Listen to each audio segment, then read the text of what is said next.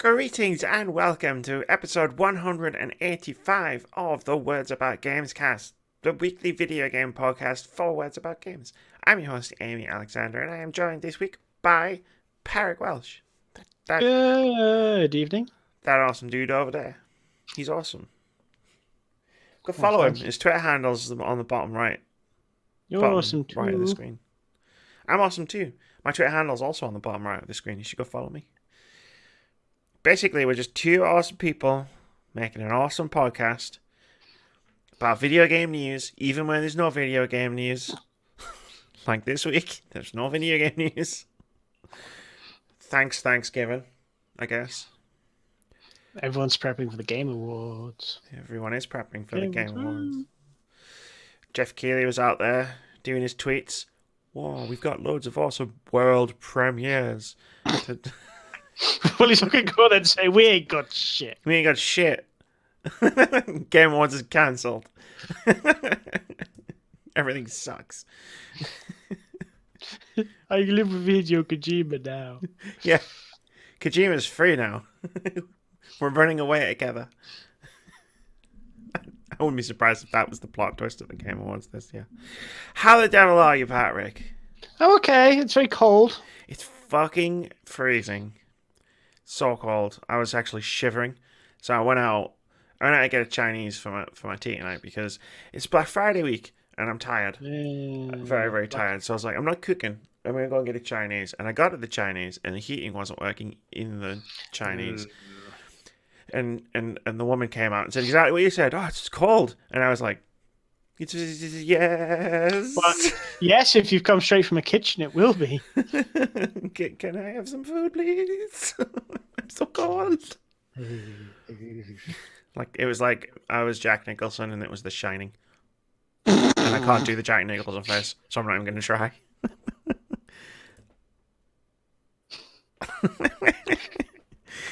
Oh, spoilers Britain. for The Shining, I suppose. Yeah, I guess. Spoilers for The Shining. Jack Nicholson freezes at the end. What is the Words About Gamescast? Well, each and every week we discuss 5 stories centered around what's been going on in gaming, the games industry, and gaming culture. Unless, of course, we decide to just fuck all that off and talk about Game Awards for an hour and a half, which we did last week. It was the right choice. It was the right choice. It's like we also tell you what's coming out in this week. There was literally one game on the list that came out last week, so nothing of value is necessarily lost by us talking about the Game Awards for an hour and a half. Mm-hmm. It's the most I've gotten to talk about Fire Emblem since I was playing Fire Emblem and we were messaging each other backwards and forwards. About Fire Emblem. We could just talk about Fire Emblem. Let's just talk about Fire Emblem for another hour and a half. That pivotal moment where we were messaging each other and you had the "Are we the baddies" moment. Are we the baddies? I was like, uh-huh. Kinda. So it turns out that I'm okay with fascism when it comes from, a cute girl. Apparently. Are we the baddies? Are we the baddies? Oh, I love chatting with you about Fire Emblem because none of my other friends are cool like you are, Patrick. No one else played Fire Emblem. No one else plays that weeb shit. I can't even get Keith to play God of War. It was like what? £10 in the Black Friday sale. And I was like, you should buy this because it's £10. It's £10 fucking pound. It's like the game of the generation. And he was like, no response. I was left on red. So I'm going to be having words if he hasn't bought it. Anyway, what are we talking about this week? This week, we discuss Amy's impressions of Project xCloud after having spent a few weeks trying it out. Oh shit, I forgot about that. Phil Spencer's thoughts on virtual reality coming to Xbox, the Conservative Party manifesto making mention of loot box regulation, the Pokémon Company targeting Sword and Shield leakers, and CD Projekt Red putting first-person motion-captured sex scenes in Cyberpunk 2077. As always, there are timestamps in the description below the video on YouTube, so if you want to watch this podcast in any order that you particularly please, or if you just want to see specific parts, or if you want to watch the whole thing backwards, you can do all of that. If you skip the whole thing, I wouldn't blame you, because nothing happened last week. But anyway, let's do topic number one. The first thing that we're going to talk about, which just says Project xCloud impressions, which is probably what the title of this podcast will be. I played a bunch of games on Project xCloud because that was in beta, and I got in I would think I was like the first in the first group. I'm never normally in the first group when they do like trials for this kind of thing. Apart from when Sea of Thieves, I was playing Sea of Thieves for like 2 years before it came out or something. I was in it when it was like there was only 4 games on it, and I didn't play it when there was only 4 games on it because I never had time. But yeah, it's fun. Like I played Project xCloud. It's not Google Stadia. AMA. Okay. What is Project xCloud, Amy? It's like Xbox's like game streaming thing. So it's only available because it's in a trial right now. So it's only available on Android phones. So like they don't have the browser up. They don't have like support for like other devices or TVs or anything like that. So you connect an Xbox controller to... You download the app, connect an Xbox controller to your phone, and because you're in the trial, it's a bunch of games that are set up for the trial. There's like 50 games, I think. When xCloud launches next year, I guess, maybe. How it'll work is it'll just be attached to your digital library. So like whatever games you own on Xbox, you can just stream those on Project xCloud, and also like Game Pass stuff if you've got Game Pass. I imagine it'll all be bundled into one thing when it comes out. But at the moment it's like 50 like selected games. So I played a bit of Ori and the Blind Forest, and I played a bit of Halo 5, and I played a bit of Gears 5. I did a little bit of online on Gears 5 because I tried to do online on Halo and couldn't find a match. So I was like, well, I want to test this out on the online. And Gears 5 was like a new game, so I was like, I'll just play Gears 5. Yes, yeah, so it's still going to have a multiplayer. Yeah, so I played I played like one multiplayer match. Was the multiplayer like just people playing xCloud, or? I know, because essentially what xCloud is, it's the cloud. It's that cloud thing we all made fun of, like back in 2013. But it's basically like an Xbox. You're just connecting to a remote Xbox, and it's just streaming the. Yeah. It's like if my Xbox was in America, and I was playing it from my living room in England. Or Iceland, probably more likely. Probably, like it's probably not in America. It's like in Iceland. It's probably playing off a server in Iceland somewhere. Something like that. But that's how it works essentially. So as far as I could tell, like it wasn't just multiplayer people playing xCloud. I feel like if it was, I wouldn't have ever got a match. Because it's like it's in a trial right now. Yeah, it's like 0.1% to 0.1% of a population. Exactly. It's like of the small group of people playing xCloud, I then have to find the small group of people playing Gears 5, and then the smaller group of people playing multiplayer Gears 5. And I was like, I would have just been sat there like all night. But So does the multiplayer work okay? It works okay. It was so xCloud works really well. But see, what I'm going to say might make it sound like it's terrible, but it's actually not. It's got a tiniest little bit of noticeable input lag. Well, I'd imagine if you're playing a tactical shooter, yeah, that's good. I'm just sort of looking up like what the frame rate on Gears was, because I remember the first Gears it was 30, but it is 60 on it was smooth. So it's going to be more noticeable. Yeah, it was smooth as fuck. But when I noticed it when I was playing Halo 5, and it was a little bit more pronounced when I was playing Gears, because I only played Halo 5. I played like 2 campaign levels or something. And it's like, it was the tiniest fraction of off. Like, it wasn't at the point where I couldn't play the game, but it was like just a split second of like me pushing a button or moving an analog stick, and the thing I said to do actually happening on the screen. So, but again, it's in beta, so I guess that's kind of okay. I was sitting in my living room just like with my phone. I don't have one of those fancy controller clips, so I had my phone like on a table, like propped up, and I was sitting there with my Xbox controller like on this tiny little 5-inch screen. Like, this is the future. This is the future of games. Like, streaming in 4K on something the size of a postage stamp. I couldn't find because it's such a small screen, right? It looked super sharp, but it was on a 5-inch screen, so it would have looked super sharp either way. And I couldn't find anyone.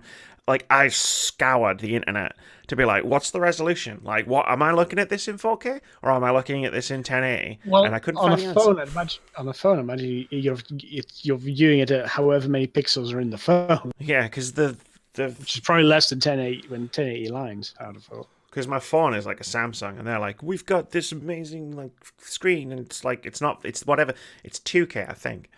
So I don't know whether I was streaming at that or not, but yeah, it's like that like and then like I'm talking about the input lag, and it's like that was pretty much my only problem that I had with xCloud. So it did this thing, and it only did it when I started a game for like the first 30 seconds or something. You know when you're watching a YouTube video and the internet's it's taking a minute before that little grey bar like shoots off in front of the little red bar, and like you get all the artifacting and it goes a bit blurry on the YouTube video for like the first 30 seconds of the video, and then it just goes poop and it's in full HD. That happened whenever I was starting a new session. So I was playing Ori, and like it was starting up, and it was like, oh shit, whoa, what the fuck? Like, my eyes. But then it settled itself down, and it was fine. A bit like how the Unreal Engine 3 used to pop in. Yeah, it was like it was just weirdly like watching a YouTube video buffer, and then I thought, oh, that's really strange, and then I was like, well, no, it makes perfect sense because it's the same. It's just streaming, right? It's the same. Yeah, it's more or less the same principle. So like that happened. Like I think I played it for 3 different like gaming sessions, and it happened like at each one, like for the first 30 seconds. My internet's not the greatest. Like I was watching videos of people talking about Stadia, because that was the big thing out last week, and everybody was like, oh well, I checked my internet speed and I had 400 megabits down, and I was like, I got like 30, man, like so shit. But yeah, no, like there's the 2 different bands of Wi-Fi. I'm not going to sit here and pretend I know how Wi-Fi works. It's magic, right? Like you plug a box into another box, and I can talk to Patrick, who's like miles away. It's magic. But there's like the 2.4 gigahertz and the 5 gigahertz, and I'm on like my router was set up for 2.4 gigahertz, and I got a warning when I started up the app. And it was connected to my Wi-Fi, and it was like, you should be on the 5 gigahertz for the best possible experience. And I was like, oh no, I should change it. And then I was like, yeah, but I can't be bothered. So I won't, and there was no problems. So I don't know why the warning came up, because like, it's fine. With that said, even though it's in beta, the system's probably not getting hammered yet. Very true. Very true. But it's super stable. Like I was really impressed by how few like issues I had. I never had connection issues. I never had buffering issues. Like I was expecting it because it's in beta. My internet isn't great. Why wouldn't you? But like no, absolutely like zero like connection issues at all.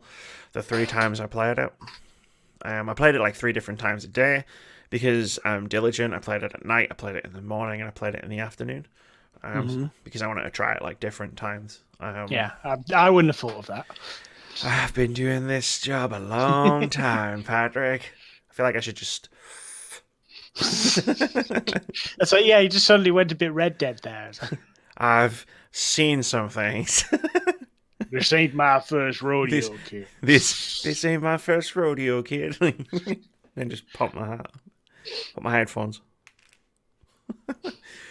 So yeah, like I was doing all sorts of stuff like that. Like it's why I played Gears. Like when I play a Project xCloud, like in the future, when it's a full thing and it's just tied to my library rather than like tied to whatever games are available on it. Like I won't be playing multiplayer games on it.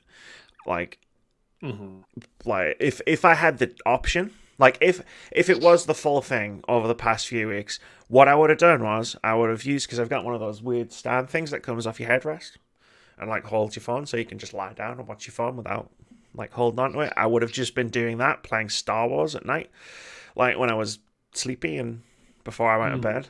Like because that's what I would be doing that's what I will be doing with xCloud. But like obviously I wanted to try different things so that like I could say the multiplayer worked quite well. The single player worked quite well. The whole thing just works. It's magic. Works. It's magic. It works. Like for all the stuff like I've been reading about Stadia since it came out, I've just been playing xCloud and being like, this works. Like, yeah, it just works. It just. I'd imagine Microsoft's got a lot more skin in the game here because, like, when you were saying like, I can just be running something off your mobile and be playing it anywhere. Like that made me think that that's probably how Microsoft's. If I were Microsoft, that's what I would be thinking. That's how I'm going to respond to the Switch. Yeah, rather than building a hybrid system, it's like, well, everyone's got a phone, according to Blizzard. So, why don't just connect a control to that and then stream stuff directly to it, and it's essentially doing the same thing. Yeah. Whereas Google, I get the impression they've already lost interest. So it feels like it. Yeah. Yeah, it's like it's the primary way I'm going to do it. Like because I don't own like a laptop or anything like that. Like if I'm out and about, and it'll always be on my phone that I'm playing xCloud. Like there's no scenario in which I'm going to stream like a fucking Xbox game here to my PC when my TV connected to my Xbox is there. Like and the TV is bigger. Like considerably. But like for like out and about stuff, like yeah, cool. Like it works quite well. Like I haven't had a chance to try it out on the move because signal around my area is pretty rubbish. Mm-hmm. But then it's like, would I do that? I have my Switch for that. Like mm-hmm. This is just a convenience in the house thing. This is so like when I'm playing an Xbox game, it's like I'm not having like sitting in front of the TV. Like I can just do it whenever I want. Like I'll get one of those fancy controller clips and I'll just pop my, and then I'll just play my Xbox. Yeah, or if someone's got a decent data plan, or when 5G takes off, it becomes a bit more practical when it's out and about. Absolutely, like thinking about that as a long-term prospect. Yeah, sure. Like unlimited data contracts are a thing again. So like when I upgrade my phone, I'll get an unlimited data contract and I'll just play the shit out of it.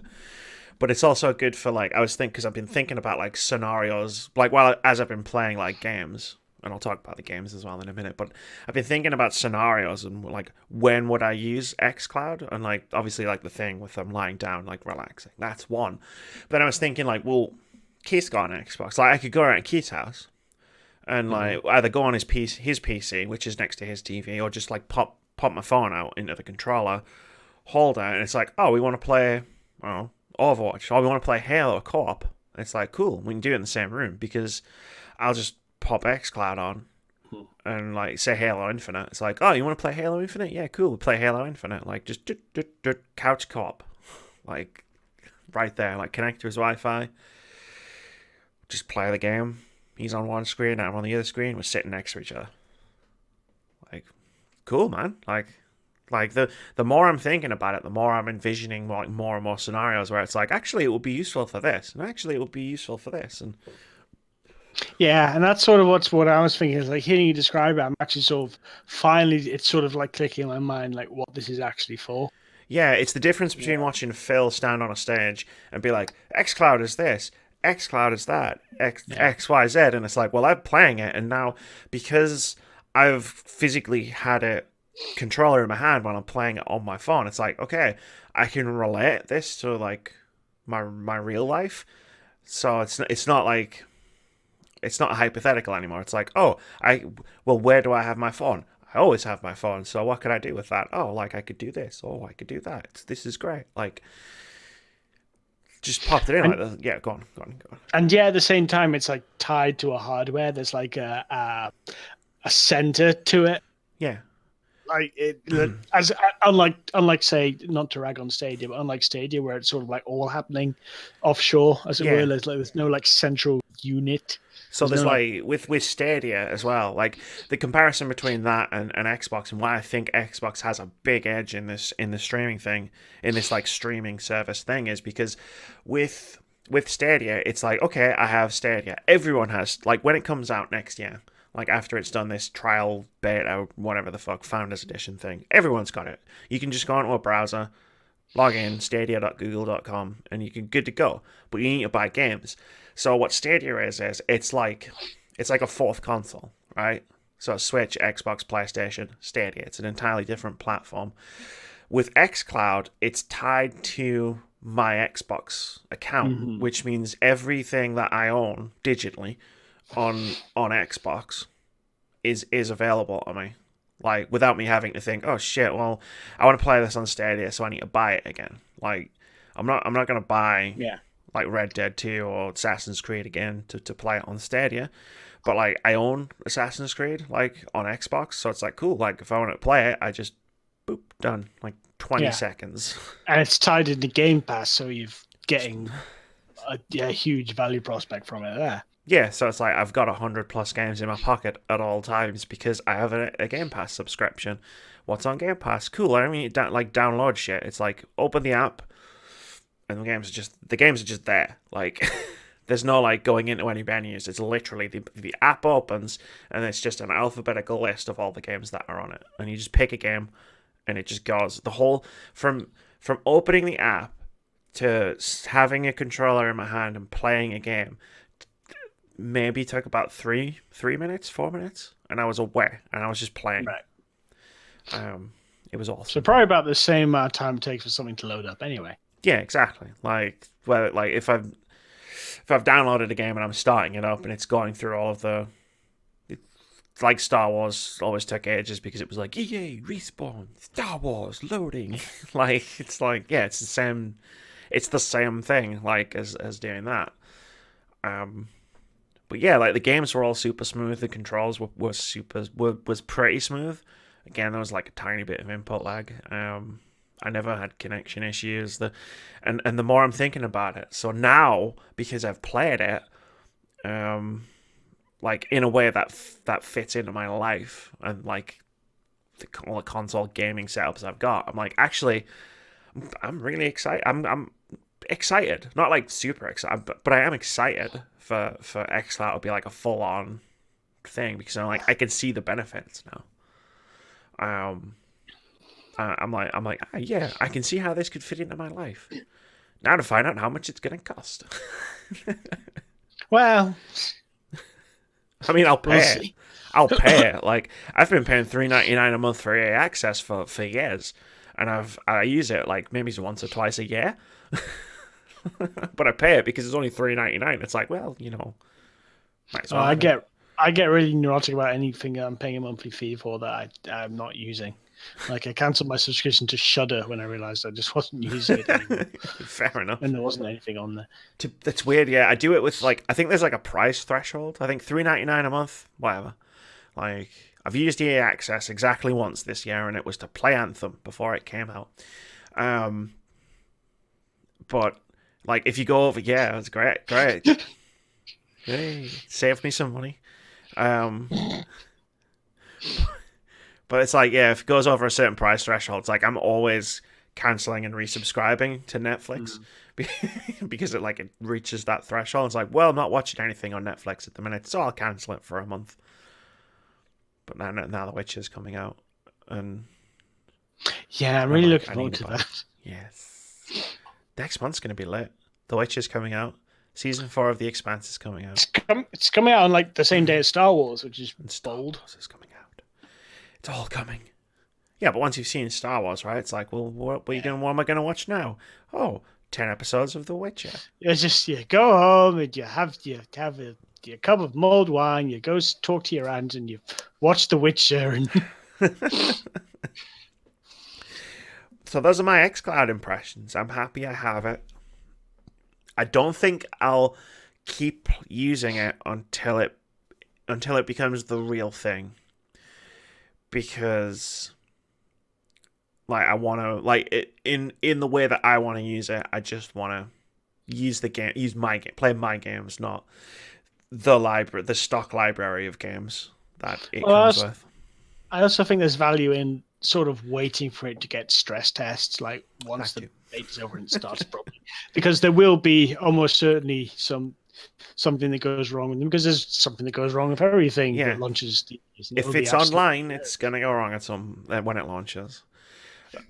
But I might tap back in. So, like, they're talking about... I know they were talking about at XO19 a couple of weeks ago. They were talking about, like, oh, they're going to expand it to a bunch of different territories. It's like, I might drop back in when that happens and just be like, okay, more people are playing this now. How's it holding up? Do my due diligence. Lose my voice. Do with my Game Critic hat on and be like, I'll test this now that more people are using it, and come back and talk to you about it. And be like, hey, xCloud's still good, or hey, xCloud's not great. It's terrible now. I hate it. It's terrible now. I hate it. It was so good back in the old days. Oh no, what have I become? Get off my lawn. It started saying mean things. I liked xCloud before it was popular. Oh, you like xCloud? That's cool. That's cool. I used to like them. I used to like them when it was underground, invite only. Only had 4 games on it. Should we jump into more Xbox stuff? Yeah, sure. I mean, I don't really have much to add. I'm glad that it. Well, I'm largely indifferent that it works, but I'm glad someone's doing it right. Yeah. You know, I'm not really surprised that it's Microsoft, because it's sort of playing to their strengths in that it's a software and infrastructure issue. So yeah, it's like servers and software and yeah, I mean the thing that is always going to choke it is really going to be national infrastructure, which isn't really Microsoft's.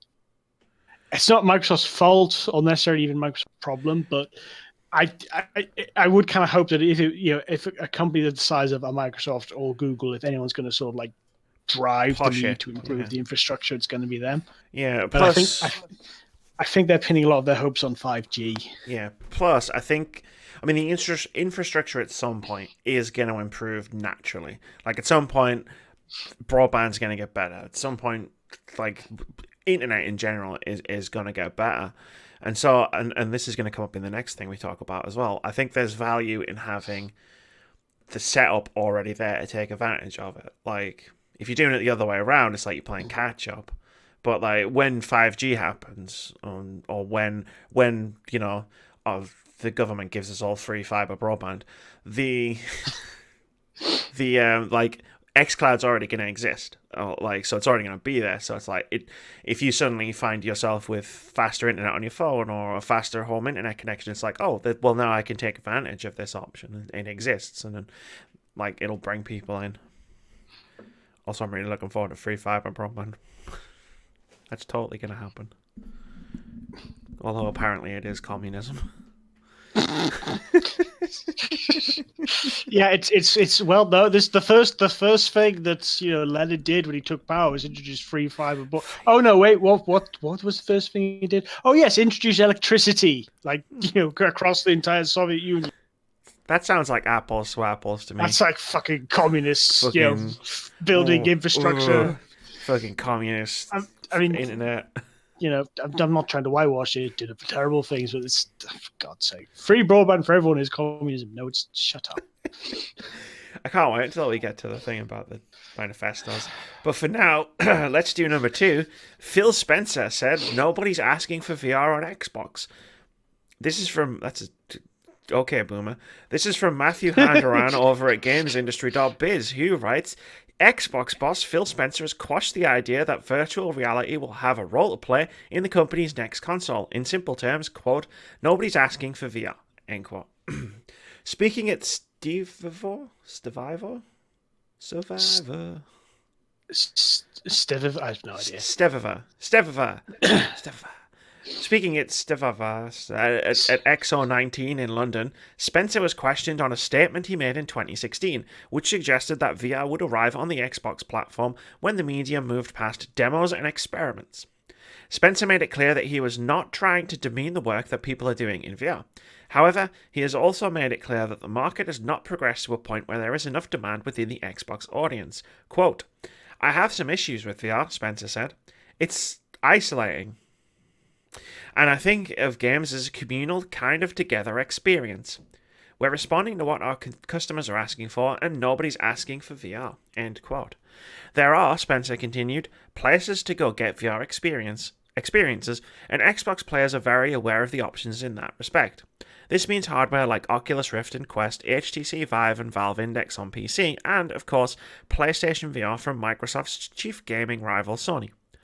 Spencer also noted that nobody's selling millions and millions of units in the VR market.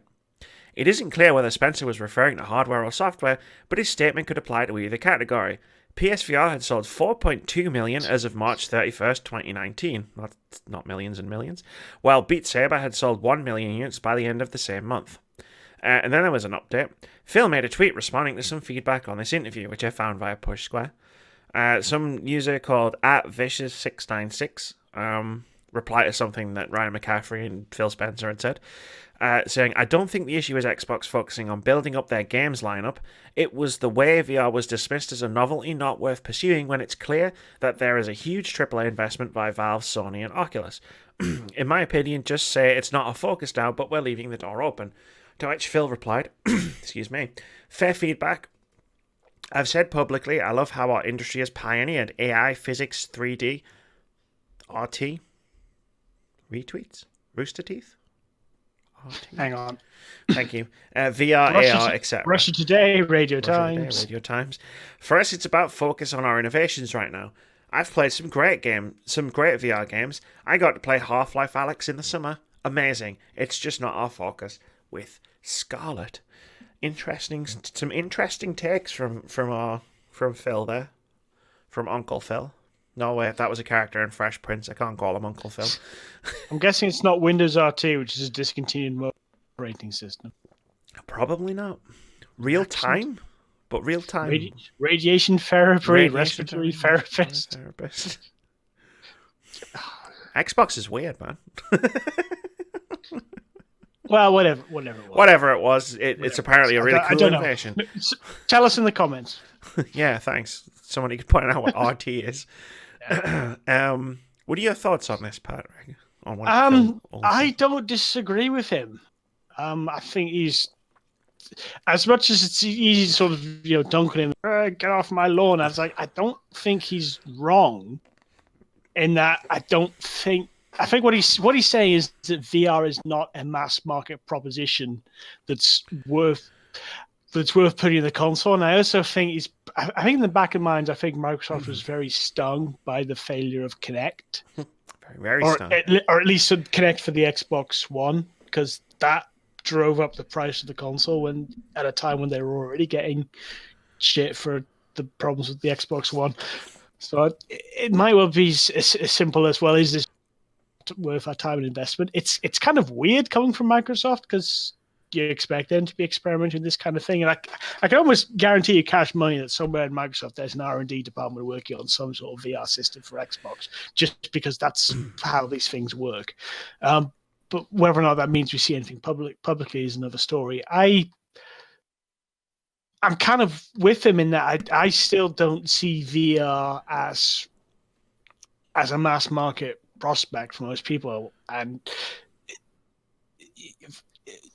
we're talking about something that probably is going to it splits the audience inherently, because half the people who use it are just going to feel nauseous.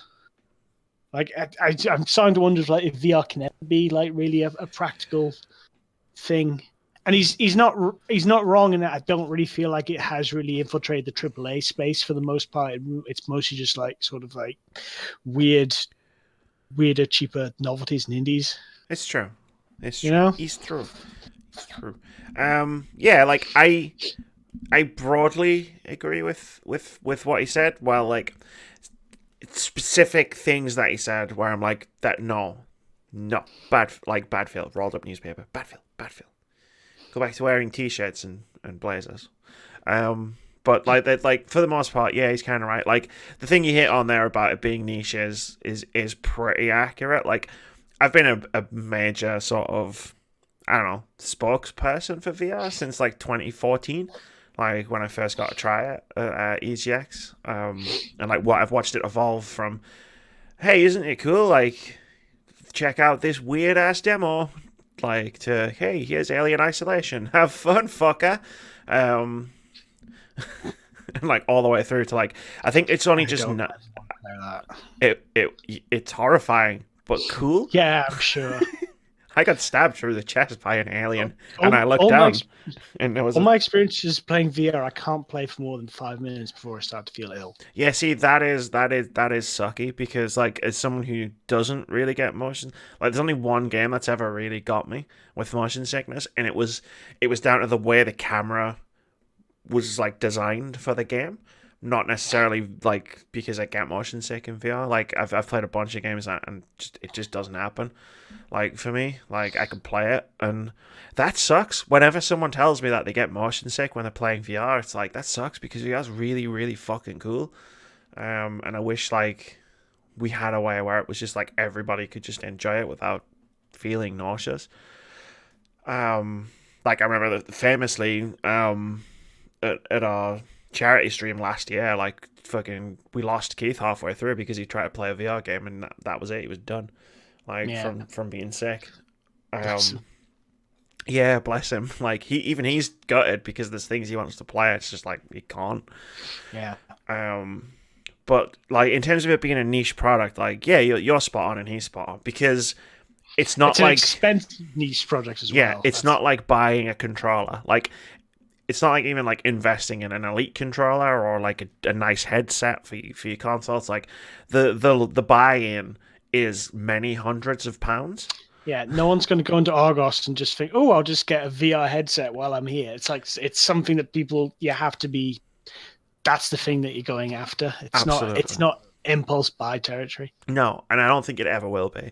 Like I think we might get to a point where it's regularly like £150 maybe as like the regular price, and that like to get a PSVR headset maybe like like obviously you can get the mobile ones, but I think everyone who's going to be into VR right now probably already has it. Yeah, you're probably right. I mean, we're just starting now. Bearing in mind, like the VR headsets have been out for like 3 years, like consumer models, because PSVR came out in 2016. And I remember Oculus came out just before it. Yeah, but 4 million units against how many PlayStation 4? Yeah, it's like a 4% attach rate. But again, it's a 4% attach rate for a peripheral that like to get the most out of it costs like £300 still. Yeah. Like to get the headset, the camera, the Move controllers. But we're only just now 3 years in starting to get full game, like fully fledged games. Like there's cool indie stuff on VR. Like I've played some absolutely amazing games. Beat Saber is one of the best games I've ever played. It's so fucking good. But we're only just now starting to get games like Asgard's Wrath, which is like a full-on first-person RPG in it. Like it's like a 30-hour experience in VR. Or the Insomniac one, the Stormland, which is also kind of like a Metroidvania sort of type experience. Again, it's like a first person thing. So it depends what developers are working on, right? Either these are the last great VR works for this iteration of the technology, or this is like the beginning of something. But yeah, I don't think it's ever going to be like, or at least not in the like next 10 years, isn't going to be something that like everybody's playing. I think it's viable enough that it's sort of it can sort of live and survive sort of where it is as sort of like 4% of the audience are engaged with it. I don't see it expanding much beyond that for the time being, unless there is some sort of like big, huge, massive seismic shift. Well, Half-Life is an interesting thing in that regard because like it's the next Half-Life game is going to be a VR game, right? Like it's the thing everybody's been memeing for the last 10, 15 years. Yeah. Like it's finally happening and it's going to be a VR game and it's not going to be a non-VR game. Like there's not going to be an option for it. I didn't really gauge the reaction on that, but I kind of when I discovered that it was like on VR, I was like, oh. It was a bit like, Diablo Immortal being announced as mobile only. It's like, oh, well. no, okay, cool. I don't care. But that's but again, it's like there is that component of like some people just can't play VR, which sucks. Like a mobile game. When you announce a mobile game, it's like there's certain things that are going to be in that game where it's like, I don't want to touch that like gacha stuff. Yeah, I'm not necessarily comparing to. I'm not saying that Half-Life is going to be like a mobile game. I'm saying no, I know that's sort of the same reaction I had of, oh well, this isn't okay, cool. I laughed a lot because I was like, so many people are just going to be left behind who've been dying, and like it was a mean-spirited laugh, but it was still pretty funny. But the one thing I will say in response to what Phil said, there's 2 points where I disagree on.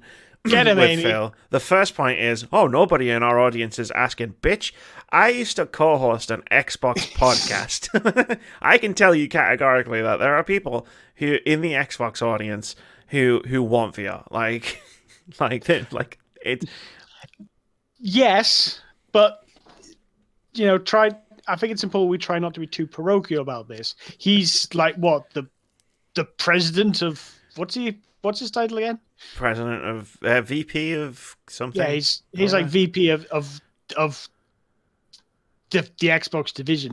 He's almost certainly got the data on, not just on Microsoft. He's probably got a lot of data on the actual usage and the attachment rate of VR, and he's got all the surveys people have filled. And he's being a bit facetious and exaggerating, but when he says no, there's not enough interest in VR, I'm sure he says what he means. When he says there's not enough interest, sure. I'm sure he can produce like reams of data saying there is no interest. I mean, the direct quote is nobody's asking for VR, and I'm just like that ain't true. That ain't Phil. Phil, you're cool, so I'm not gonna get mad. but that ain't true. We both know it. And the second thing he said. Nobody's selling millions and millions of units, and then the article goes on to say that PlayStation VR has sold millions and millions of units. That was quite funny. Where was it? Yeah. VR's isolating, and I think of games as a communal kind of together experience. Well, that's bollocks. That's just fucking straight up corporate bollocks. It's part of Blizzard's non-apology. It's video games bring people together. It's like. Dude, no, I want to fucking play a single-player RPG for 100 hours straight and not talk to another human being.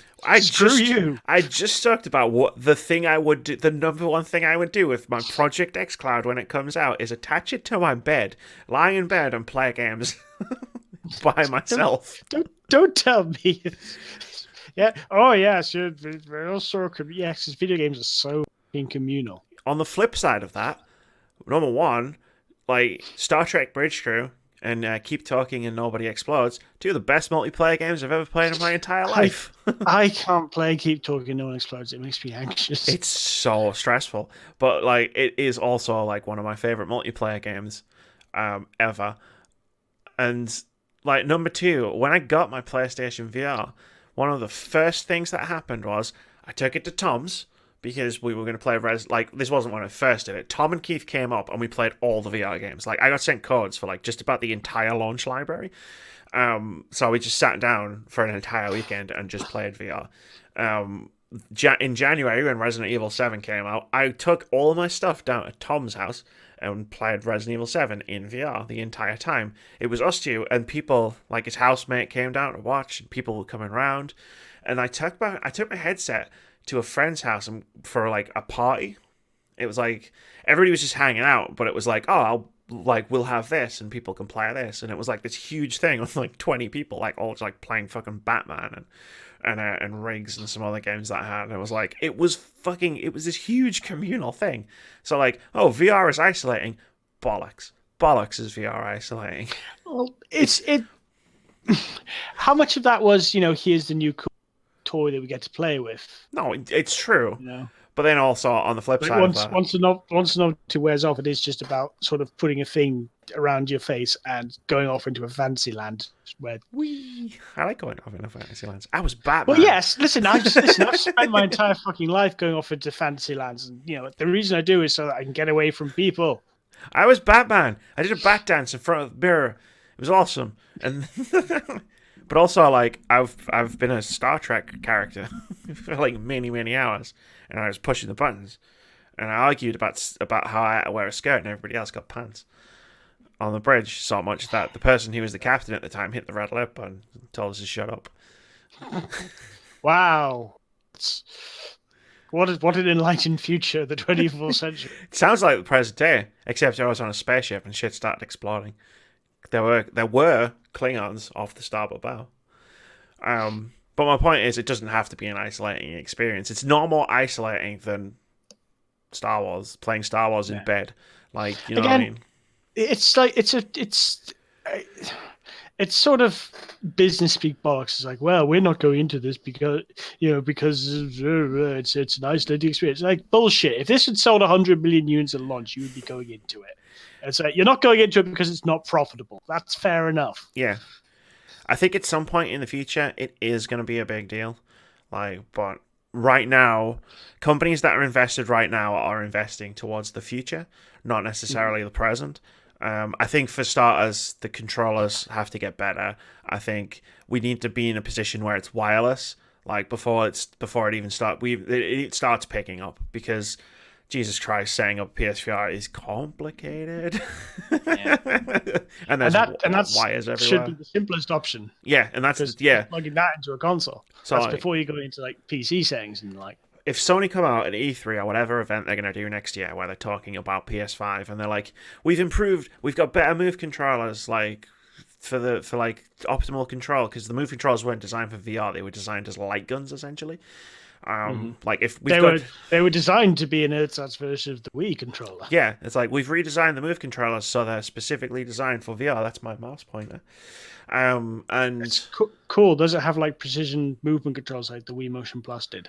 Like, yeah, well, it needs way more precise stuff. But it's like we've done that. It's wireless. I feel like you'll see an uptick in people getting PSVR as long as it's not like £1,000. Yeah. But let's move on because we're going to do what everybody loves. We're going to bring our politics into this video game podcast. Everybody loves that. Baby, they took away our vagina bones. This is the thing. SJWs have ruined video games. Everybody loves talking about politics in video games, so here's some politics in your video game podcast. Number 3, the Conservatives' plan to tackle issues around loot boxes. This is from Alistair Johns over at Kotaku. He writes, the UK Conservative Party says that it wants to tackle issues surrounding loot boxes. In its new manifesto launched last week, the party said that potential changes will come as part of a review of the Gambling Act 2005. The comments come under the Conservatives' plan to support all victims of crime. The party pledges that, quote, we will legislate to make the UK the safest place in the world to be online, end quote. Much of that is based around protecting vulnerable people, but the manifesto also states that, quote, given how the online world is moving, the Gambling Act is increasingly becoming an analogue law in a digital age. God. I know. We will review it with such bad copy. It's just... Ugh. I know. We will review it with a particular focus on tackling issues around loot boxes and credit card misuse, end quote. The manifesto doesn't go into more detail around how it will tackle these topics, but recent legislation has seen other EU nations, such as Belgium, take a firm line on loot boxes, leading to outcomes such as EA not selling FIFA Ultimate Team points in that country. Labour's manifesto doesn't directly reference loot boxes, but does promise to, quote, enforce a legal duty of care to protect our children online, end quote. It also states that it will introduce a new gambling act fit for the digital age, establishing gambling limits, a levy for problem gambling funding, and mechanisms for consumer compensations, end quote. Hey, elections and stuff. Loot boxes made it into like just the word, like loot boxes, the phrase made it into someone's manifesto. Well, that's probably because that's the word that's been sort of bandied around for the past 18 months. Because I would imagine if you interviewed 600 Tory candidates for Parliament, probably about 590 would not have a clue what a loot box is, other than that they've heard it threatens their children somehow. Yeah, well, how long ago was it when the Children's Commission released their findings from that weird ass, crazy fucking thing they did where EA was like, "Oh, they're not loot boxes; they're surprise mechanics." Yeah. Surprise! The surprise is you have no more money. So I think like the reason it's in because it's specifically in the Conservative Manifesto and it's kind of alluded to in the Labour Manifesto, and I think the reason for that is that they published that paper where it was like, we need to do something about this, and both of the parties have gone, oh shit, we need to do something about this. Quick, write a line about it in the manifesto. It's not hurting anyone. It's not harming, offending anyone in power. Like if I says we're going to do something about loot boxes, I think most people are like, okay, yeah, cool, great. We support you doing something about loot boxes. What are you actually going to do? Yeah, this is the thing. I think it's smart. You could solve loot boxes by banning FIFA. Yeah. That is a solution to loot boxes. Oh, it's not a good one. That'll be a bold move. But that would be. I would love to see the reactions if that happened. We've banned FIFA. What? Yeah. I'd be on Twitter for like an entire week, just like, this is amazing.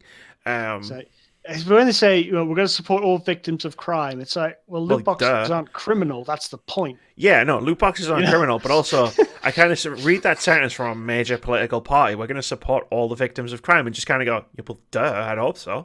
You're the potential fucking government.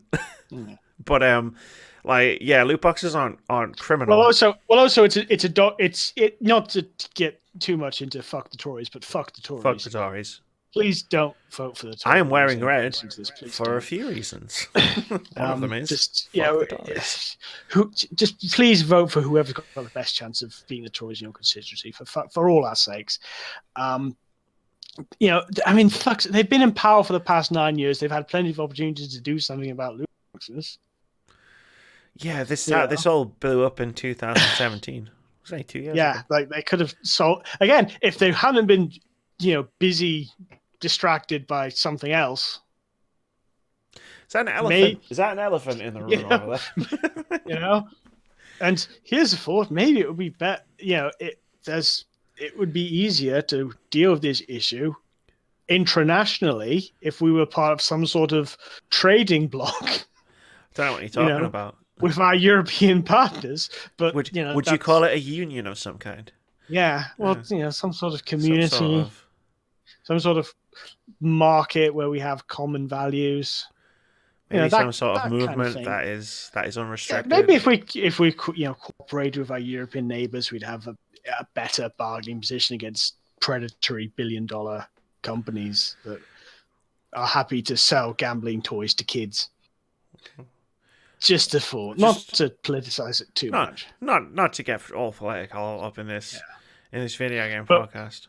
But when they say support the victims of crime, that is it's a typical sort of right-wing dog whistle for, support the victims of crime means we're going to fuck over criminals, which means we're going to fuck over people who aren't like you. So, it's cheap political points, which doesn't hurt anyone. Yeah. And in fairness, I think that I'd imagine that Labour's policy on this is going to be more or less the same. I don't imagine it's going to be much of a distinction. I think they're both targeting the right thing, which is the Gambling Act. Because right now it's very easy to hide behind by the legal, technical definition of gambling, loot boxes aren't gambling. And it's just like, but we need to rewrite what it means, right? Yeah, but in 2005, the most powerful console was... Well, the 360 had just launched. I had it. All right. It launched in 2000. I was going to say GameCube, then remember the GameCube is only the most powerful console if you picked it up by its handle and swung it. I think Xbox Live had been out for a year. Yeah, it hadn't been out long, and there was silver and gold, and that's why it's called gold now. Because it used to be silver tier. We hadn't had the fucking horse armor controversy yet. Never mind loot boxes.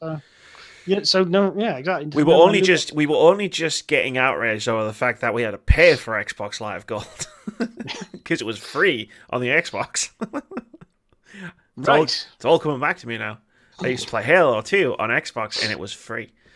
It's just a general lesson that a lot of people don't seem to learn. If people have something that they had for free and then they had to pay for it, they tend not to be very happy about that. that's a very cheap and easy way to piss people off. True.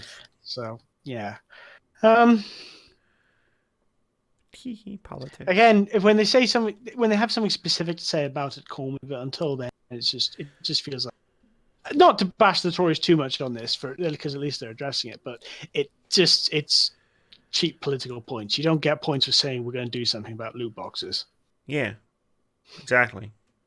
Damn right. No freebies here.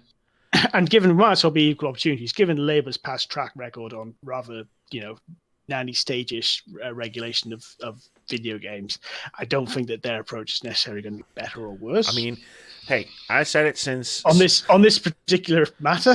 I said it since the loot boxes were revealed in Shadow of War.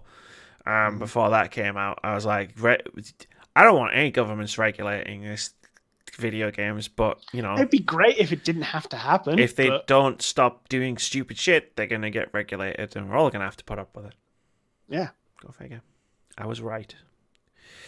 Go figure. Number 4. I'm moving us away from politics into Pokemon.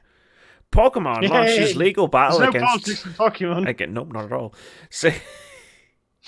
Pokemon launches legal battle against Sword and Shield leakers. This is from Tom Phillips over at Eurogamer. I hope you're ready for the pun to end all puns. The internet was rife with Pokemon Sword and Shield leaks in the days before their release, and now the Pokemon Company wants to track down those responsible. An initial investigation has uncovered several Discord usernames and 4chan posts of interest. That'd be the first time anyone's uncovered a 4chan post of interest. Forbes reported. Now it is seeking legal help to uncover their real-world identities. The leaks in question stem from an official's tips book, Pokemon Sword and Shield, the official Galar region strategy guide to be precise, which the Pokemon Company insists was, or should have been, kept on lockdown. But once pictures were snapped of the guidebook's pages and posted online, they went viral. Duh. In its legal document, the Pokemon Company notes how it had performed background checks on employees with access to the strategy guide before launch. It had required contractors to sign non-disclosure agreements and hidden physical copies of the books under tarps, with no one allowed to bring cameras or smartphones into the area where they were being stored. And yet, well before launch, pictures were taken. The Pokemon Company has narrowed this to a 15-hour window between the 1st and 2nd of November, when a smartphone was used to snap pictures from a guidebook. These were then shared with others who posted them to Discord. These images contained never-before-seen Pokemon, including their special forms and attributes that had until then been kept secret. The Pokemon Company is now seeking to subpoena Discord and 4chan for the users' details. It has already hired forensic investigators to scour the web for their details, though the document notes that the mastermind for all its Discord name was not found elsewhere. The mastermind for it all's Discord name was not found elsewhere online, making the search fruitless. In fact, no one is specifically identified in the legal documentation. There's no word yet on whether the Pokemon Company will be successful in its application to subpoena these companies. We're likely to hear it soon, EVA. Oh, God. This should be... Someone should be sacked for that. I mean, that's Eurogamer, right? Yeah, that's Eurogamer. That's Eurogamer. Patrick, you are words about games as foremost expert on Pokemon and all things Pokemon related. Okay. So this is like the big leak, which really kicked everyone off because they basically leaked what was in the game, and everyone's like, "What? There's only 400 Pokemon. What the hell?" Oh, is this what caused Dexit to be a thing? This is ground zero for... Well, no, it's not what caused it, because they'd already said that not every Pokemon's going to make the game. So I figured, oh no, we're not going to have Love Disc. How will we ever cope without Mr. Mime and his creepy kin? Although it turned out Mr. Mime's actually in the game, but no. But I think when this came out, it was real that 400 out of 800 Pokemon didn't make the cut. That's a lot of Pokemon. That's when Dexit really took off. So this is the leak. But it only came out like 2 months before, and I think a lot of the... I think contextualizing a lot of the rage around it was more the fact that it felt like the Pokemon Company or Game Freak or whomever didn't really want to talk about the fact that they didn't have the full decks in it. and there was a sense that there was a deception to it. Which we can go into whether that's valid or not. Certainly, the reaction to it is completely inappropriate. But whatever. I think trying to police this is kind of weird. It's very Nintendo and it's very Japanese and it's very, very, very old fashioned. This idea that you signed a non-disclosure agreement and now you've broken it and you've broken street data. And it's like, well, yeah, no shit. And the water is wet. Hackers are gonna hack. Yeah, but Patrick, they hid the books under a top. How could this have happened? How could this possibly have happened? It's like, it's not really shocking that first of all, the story should really be that they're selling strategy guides in 2019, but I suppose it is for a game designed for 4-year-olds. So, indeed, it's a story. It's like this happens, and now they're just getting a bit sort of Orwellian cyberpunk about it, and it's like, no, we're going to find out who the leaker was and punish them brutally. It's like, dude, no, these things happen. Yeah, I mean, and you sold 5 million copies on launch day. I think you've probably been okay. Yeah, it's like, sure, there's absolute breach of contract is absolutely a thing. Yeah, you do what you want to do, but I feel like you're just throwing good money after bad if you're hiring forensic investigators and trying to find you're trying to subpoena 4chan. 4chan for people's identities. The lesson here is maybe don't hide your super secret strategy guides under a tarp. And get better security and better security checks. Like, if it happens, it's your fault. Yeah. And just you take it on the chin. It's like, because it just makes you look kind of dickish. Don't put them in a safe. How about that? Safes have got locks. It's like, I'd almost be concerned about the PR that it was doing to the Pokemon company. It wasn't for the fact that the past month has proved that PR doesn't seem to really hurt the Pokemon company. No, this is true. Like, I'm gonna be honest. Like, in the run-up to Pokemon Sword and Shield coming out, because obviously, as I've said multiple times in this podcast, and will mention again in the Game of the Year discussions, it was my Pokemon Sword, my first ever mainline Pokemon game. So when like Dexit started to be a thing, and everybody was like kicking off about the Pokemon, I just went, no, thank you. Just kind of. If you've never played a Pokemon game, it's an issue. If you have played a Pokemon game, you'd remember that they've already tried to do this several times.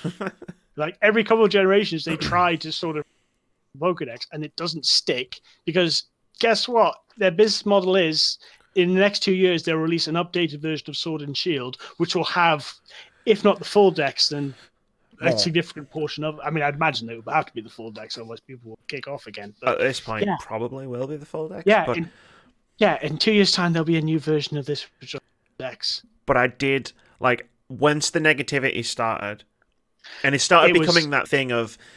It's gone too far. Like everything. It became the 2019 outrage machine. Yeah. They're also living in post Gamergate now.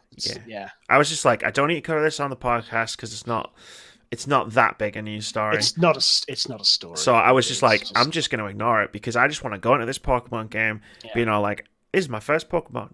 I'm super, super excited because everybody loves Pokemon except these people. Yeah. But I don't need to listen to these people. And it turns out nobody listens to these people because apparently the boycott worked so well it broke sales records. Yeah. So go figure. Yeah, it's the most successful Switch game so far.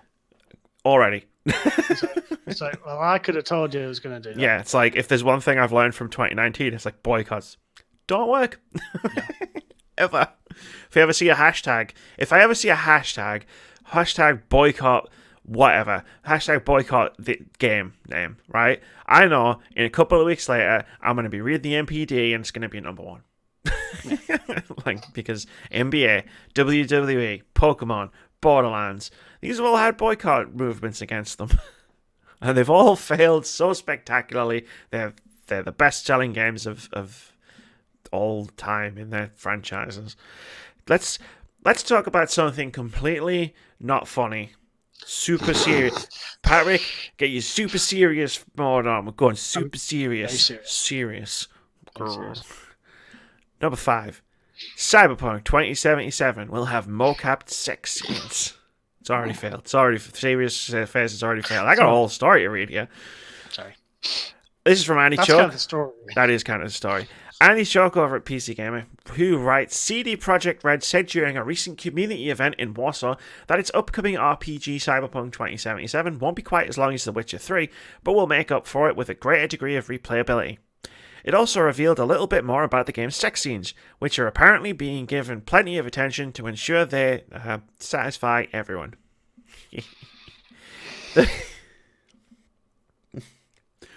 The playtime comparison is based solely on the main story and major side quests, according to the report, and players will be able to squeeze more out of it by taking on smaller side quests and encounters they'll run into throughout the game, like an RPG.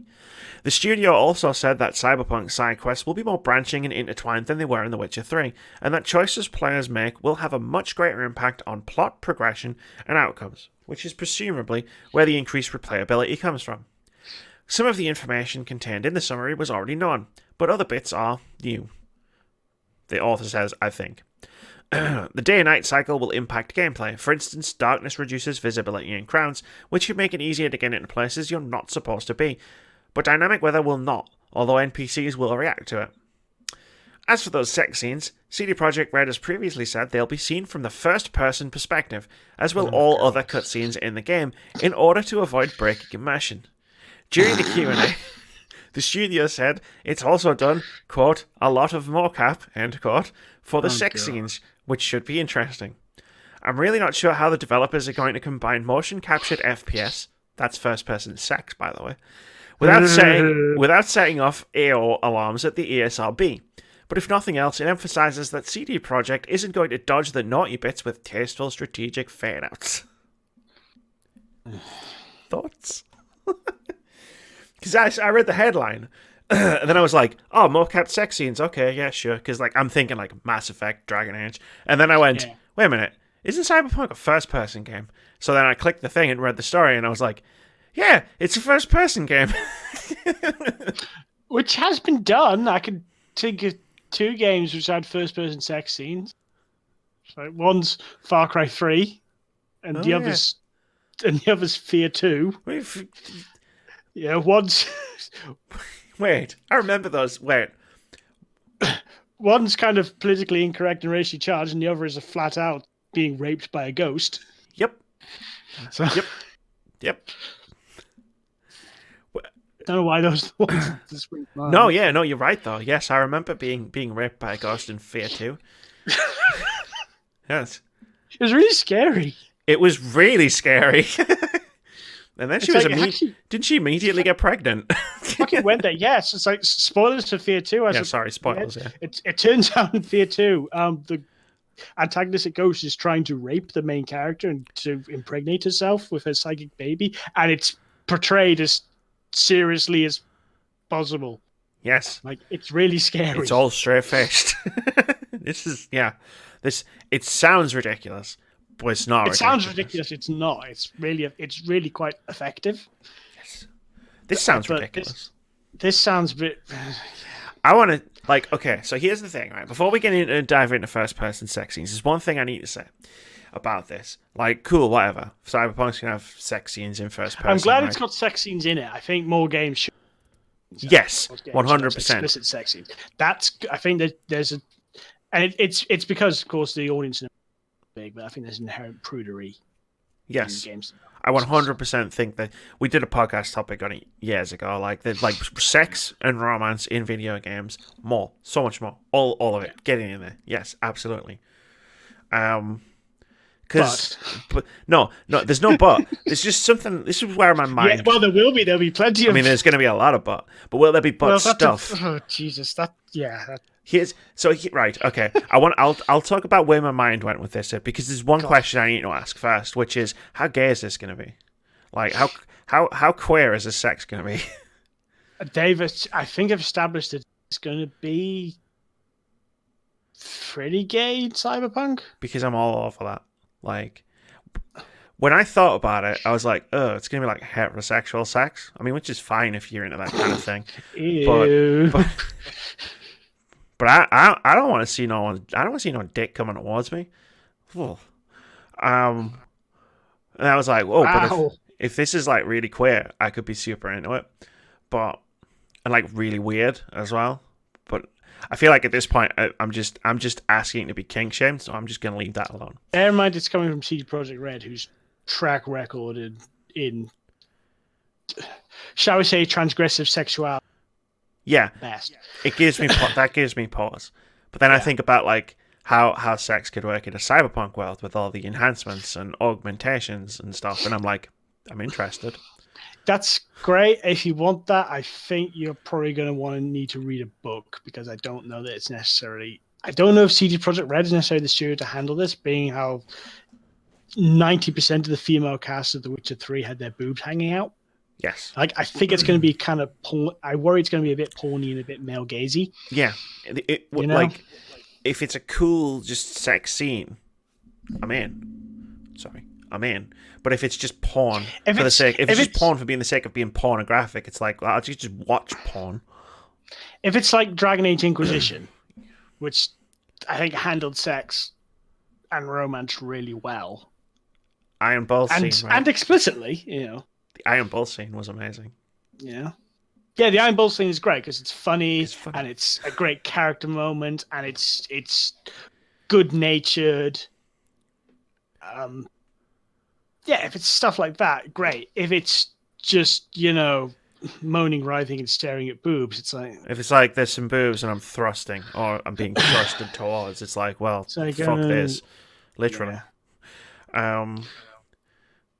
It has the potential to be absolutely hilarious on launch. Look, imagine if there's bugs. The problem is, if it goes viral, then Fox News will have a field day. Fox News is going to have a field day with this game, just based on this alone. I'm surprised they haven't already had a field day with it. Maybe the Sexbox scandal will come back. Sexbox 2. Even sexier. But here's where I was thinking. So, like, my first thoughts on this. Like, those were all, like, me considering, like, the game and what's going to be in it and stuff. But my first thought on this was, damn, I can't wait for the No Cliff documentary. I want to, like, because what I want, and I'm probably weird in this regard, is that, like, when I heard about this, I was like, how did they do the mocap? Like, how specifically did they do the mocap? What kind of mocap suits were they using? Where did they put all the dots? Did they do this in the big studio with, like, 60 cameras? Like, I want the behind the scenes. I want to see how this was made. Not from a titillation point of view. I'm just genuinely curious about how this was made. Or, like, how it's going to have been made. Like, I want to know. Like, behind the scenes. That's what I want to see. It's going to be like Uwe Boll on the set of Blood Rain hiring actual prostitutes because they were cheaper than actors. Yeah. Like, who did you hire? Who did this? Like, who did these scenes? Who mock-up these scenes? It's either going to go very well or... Yeah, I don't think there's an in-between ground on that.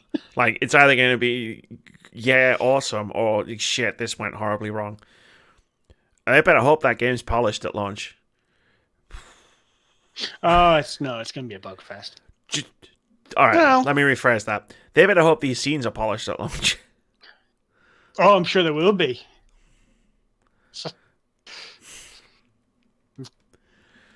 That's all good. First person sex scenes. Ooh. Question number 3. Mm-hmm. Oh, they already said they were cutscenes, didn't they? I was like, are these going to be interactive? No, they're not going to have quick time events. No. Oh, damn. What about choices? Like, how they got like branching narratives in their side quests? They have branching narratives in their sex scenes. They say they're not going to cut away, but presumably they'd have to cut away because otherwise it's going to go on and on and on. I mean, it could just go on for a while. It's like if you know what you're doing. Anyway, or it could not. And, oh Jesus! You see, it could be over very quickly. Is there a fake orgasm button? I don't believe that they're not going to fade away. They're going to have to because otherwise. I think what the PC Gamer article was talking about is I think they're not going to like. It's not going to be like a bit of smooching and then it fades away. No, it's not. It's not going to be like the thing Mass Effect does, where it sort of moves to a tasteful montage. I think we're going to see 2 or more people bang it out a bit, and then it'll probably fade away. It's going to be more like the sex scenes in The Witcher, just in first person. Yeah. Do you think we get to have sex on the unicorn? No, that was too much. Well, depends. I mean, oh, Jesus, there's probably a body modification called the Unicorn. Hell yeah, there is. So here's the thing, right? Though this is the most I've talked about Cyberpunk. Oh yeah, like at this point, like, and I went. Actually, that's not true. Like, actually, probably is at this point because I did go to see a presentation. There was no sex scenes in it. It was a fun presentation, but yeah, you like. It's gonna be one of those moments where it's like I'm playing a serious Cyberpunk game. Oh, look, here's the sex scene. Wait, who's that coming up the stairs? Oh, shit, I forgot to close the door. Ah! It's all gone horribly wrong. Oh, this game is going to get an adults-only rating, right? Surely it has to. I mean, at this point, it's like, yep, it has to. They're not going to be that bothered because they have their own storefront where everybody buys their games from anyway. I don't think AO would hurt sales too badly. But on the other hand, you can pre-order Cyberpunk on the PlayStation and Xbox stores right now. Like, I think it's still their policies of the AO games on that platform. So we'll find out, I guess. They'll either have to not release them, in which case people will be pissed off, or more. Oh yeah, because then they'll be like, "What's the censored version?" And then everyone will be like, "It's going to be or it's going to be censored, and then it's going to be a thing." South Park was censored, wasn't it? The first one, I remember. Unless you bought it on PC. Like, the disc on PC, it was uncensored. But everything else, it was censored. And everybody was like, rah, free speech. It's not free speech, dickheads. Yeah, but can you imagine the issue if, the PlayStation doesn't have the full sex scene, the PC version does? Yeah. I can already, like, see the discourse. They're being censored. This SJW because they don't like sex. I'm sitting here going, I'm an SJW, and I'm really curious about these scenes. It's like, no, it'd be cool if it's sex. I'm just worried it's going to be like typical, video game porn sex. It's going to be shit. I'm worried it's going to be like it is in The Witcher. It's going to be super. Like, I'm worried it's going to be super unsatisfying. Yeah, basically. Should we move on from sex? We probably should. Okay. Games out this week. On December 3rd, we have Life is Strange Episode 5, which is the last episode of the series, coming out on PC, PS4, and Xbox One. We have Arise, A Simple Story, coming out on PC, PS4, and Xbox One. And we have Earth Knight, coming out on PC, PS4, and Switch. And we have Saga Scarlet Grace Ambitions, coming out on PC, PS4, Switch, Android, and iOS. Skellboy is coming out on Switch. Simulacra, thank you, is coming out on PS4, Xbox One, and Switch. Neverwinter Nights Enhanced Edition is coming out on PS4, Xbox One, and Switch. On December 5th, Star Ocean First Departure R is coming out on PC and... no, it's not. It's coming out on PS4 and Switch, sorry. Mosaic is coming out on PC, and Darksiders Genesis is coming out on PC and Stadia. And on December 6th, Assassin's Creed The Rebel Collection, which I believe is Assassin's Creed Rogue. I think it's Rogue and Assassin's Creed 4. And 4. Yeah, it's coming out on Switch. We're definitely winding down for the year. Yeah. Some cool games in there. Mosaic's supposed to be quite good. Like, people who have played it on Apple Arcade have had a lot of good things to say about it. And the fact that the final episode of Life is Strange 2 is coming out means I might actually play Life is Strange 2. Yeah, I was kind of waiting. It's on sale on PlayStation's Black Friday sale, and the first episode is like a pound. $1.50. Yeah. I believe. I'm thinking of getting it just because. I believe all the episodes are going into Game Pass.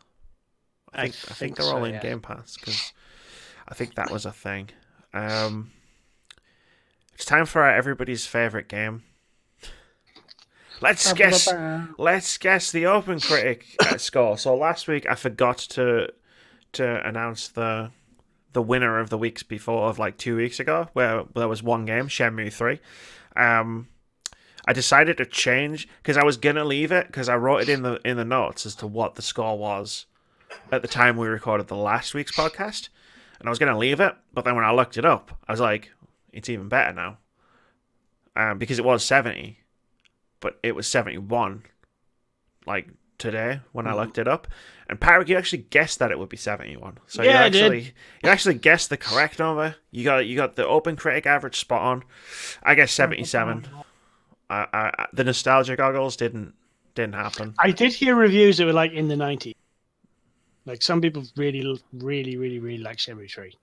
I'm looking forward to playing it. I'm deep in Pokemon at the moment, so Phrasing. I mean, after the topic we just talked about. Sorry. You think I'd be careful about that kind of thing? I've had to turn on the happiness filter. It's very bright. Okay, so we've got 2 games that I want to do a guess the OpenCritic score for this week, because at the moment we are currently tied at 2-2. I've won twice and my co-hosts have won twice. Although when I say co-host, I think I've beat Mr. Moody twice, and I think Patrick's beaten me twice. So I got 2. You beat me the first time. Oh yeah, I beat you the first time. I'm slumping. I've lost the last 2. Okay. Let's guess the OpenCritic average of these 2 games and then get out of here. It's very bright. I'm just gonna make it brighter, apparently. Yes, that's a great idea. Patrick, what do you think the OpenCritic average for Darksiders Genesis will be? Right. Well, I didn't even know Darksiders Genesis existed until today, and then I looked it up, and it looks like it's Diablo. I've heard of it, but I didn't know much about it. It looks a lot like Diablo. So I should have probably looked at how the other Darksiders games, how the last Darksiders game did. Not correct. It was buggy. It didn't get a great reception. So I'm going to say 72. 72. I have mine written down. 67 is where I'm going for that one. I don't really feel like I need to justify it. It's a spin-off to a series that has been a bit... my thinking is it's either going to be, oh great, it's a perfectly serviceable Diablo game, or it's going to crash and burn. Yeah, and I feel like we've had perfectly serviceable Diablo games come out like this year. Like we had that Warhammer one, and like people have been like, "Hey, this is a perfectly serviceable Diablo game," but it's not like that's amazing. It's just like it's pretty okay. Yeah. The other game I want to do this for is Life is Strange 2 Episode 5. I'm going to say 75 because that's pretty much where all the other episodes of Life is Strange 2 have ended up. Pretty much. I think the last one was 79.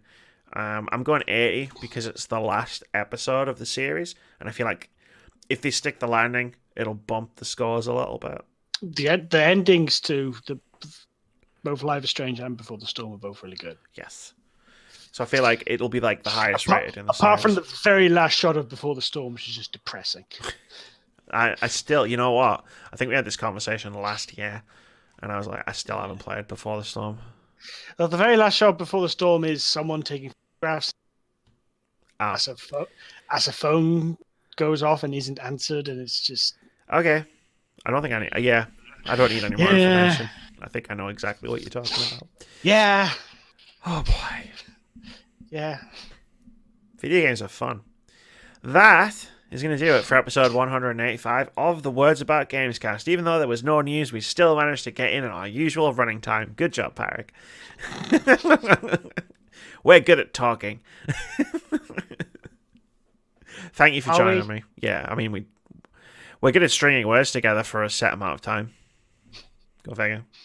Not necessarily good at it, just sort of there's a lot of volume. I don't know. Words are hard. Words are fun. That's why I called the whole thing Words About Games. It wasn't just because I was lazy. Yes, thank you for joining me, Patrick. It's always lovely to see you on these podcasts. You've always got such great insights, and they're not that great. You're a wonderful person.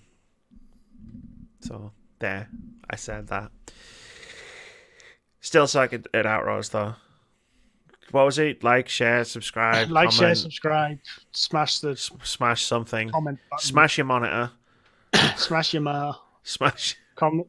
What's your favorite Cyberpunk exposition? Comment below. Smash all the Cyberpunk NPCs. Oh yeah, sex.